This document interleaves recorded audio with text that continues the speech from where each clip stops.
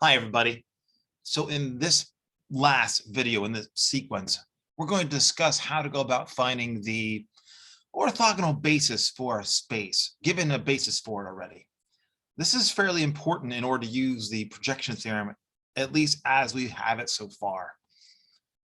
This technique is called the Schmidt process. It's just a straight out algorithm using the results we already have from the projection theorem to get that orthogonal basis. It's creating a sequence of subspaces that are constantly contained inside the other and that are growing to eventually become the subspace we're after. And all of the subspaces will have their own orthogonal bases so that when we're done, we'll have an orthogonal basis for the original space. It's not difficult. Here's the actual algorithm. So let's suppose that you start off with some basis for a subspace W. Define the first vector in our orthogonal basis to be the first vector in the basis. So U1, the first vector in the orthogonal basis, is going to equal V1, the first vector in the basis. Then after that, it's just a matter of finding a new vector to add in. So the ith vector to add is always equal to the ith vector in the current basis minus a sequence of projections where each projection is the ith vector in the current basis projected upon the basis vectors we already have in our orthogonal basis, u1, u2 up to ui minus 1. By doing so, you will find that u1 through ui will always be an orthogonal basis for the span of v1 through vi, so that these things are actually nesting. And then most importantly, the very last one, VU1 through UK will be an orthogonal basis for the original space.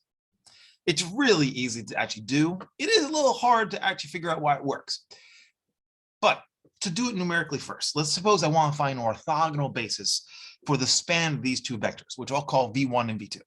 So the Schmidt process says the first vector in the orthogonal basis is just the first vector in that basis you gave me.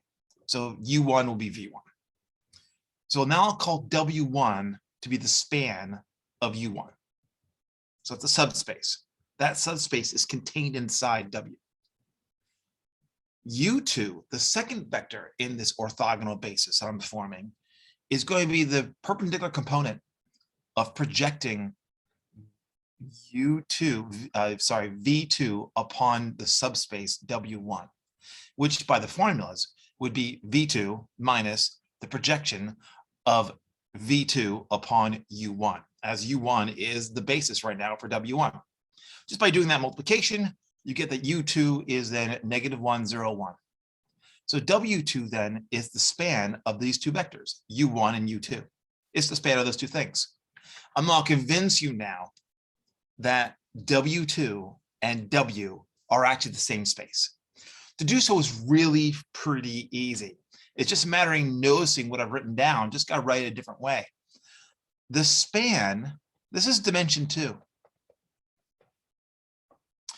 Notice how these are two vectors and are linearly independent.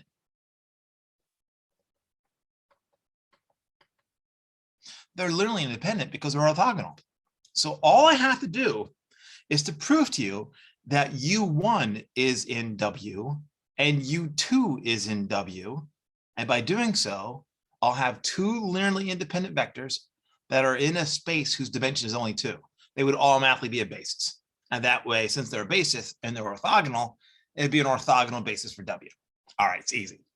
So then notice though, just right from here, since U1 is equal to V1, obviously right away, it's in W, right?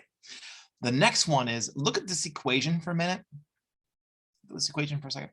So then notice that U2 is V2, and then I'm subtracting some projection upon U1. But U1 is V1. So then this is V2, and then you're adding on to it some scalar, I don't know what that scalar is, of V1, because we're projecting upon U1 and V1 are the same. So that means that U2 is a linear combination of V1 and V2, It's automatically in W. So these two vectors are both in W. They're linearly independent. And since the dimension of the space is only 2, they must form a basis for the space. And that's it. That's it. So then the span of 1, 1, 1 and -1, 0, 1 is an orthogonal basis for the space W. Let's go a little further. So then if you go just one step further, let's say I had yet one more vector. So it's these two vectors I already gave you, and then one more vector, the vector 1, 0, 1. So this is the span of vectors v1, v2, v3. I already know I formed two vectors, u1 and u2. W1 is the span of u1, which is the same as the span of v1. W2 is the span of u1 and u2, which is the same as the span of v1 and v2. You can see that W1 is nested inside W2, which is right now nested inside W. I'm going to take W2 and I'm going to put another vector, which I'll call U3. I'll then have three vectors that are orthogonal. And I'll once again try to prove to you that these vectors form a basis for W. So what would then be U3? So U3 should be the perpendicular component of projecting V3 upon W2. So then by formulas, that is just V3 minus the projection of V3 upon W2. But to find the projection of V3 upon W2, I have an orthogonal basis for W2. So then that projection is just the sum of projecting V3 upon the separate basis vectors in W2. So then that gives you that subtraction. I just have to bang that out. So that'll be that. Thing is, though, is that one of the bad things about the Gram-Schmidt process is that it almost always right away introduces fractions. You do not want to do this. You do not want to do this process once you have fractions. But the nice thing is the only thing we want is an orthogonal basis.